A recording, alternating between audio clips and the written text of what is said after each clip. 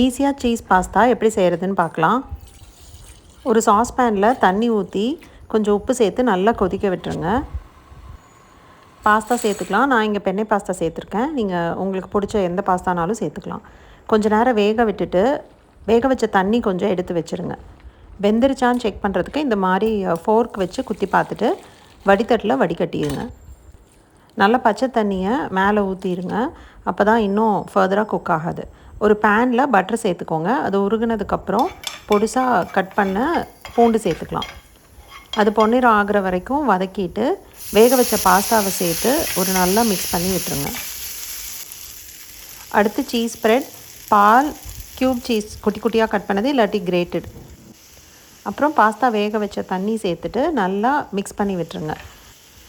வேக வச்ச தண்ணி கொஞ்சமாக சேர்த்துக்கோங்க. வேணும்னா கெட்டி ஆச்சுன்னா அதுக்கப்புறம் கடைசியாக சேர்த்துக்கலாம். நல்லா மிக்ஸ் பண்ணிவிட்டு மிக்ஸ்டு ஹர்ப்ஸும் பெப்பர் தூளும் சேர்த்துட்டு ஒரு மிக்ஸ் பண்ணி ஆஃப் பண்ணிவிடுங்க. கன்சிஸ்டன்சி ரொம்ப திக்காக இருந்தால் கொஞ்சம் பால் இல்லாட்டி பாஸ்தா தண்ணி ஊற்றிக்கலாம். Cheese pasta ready.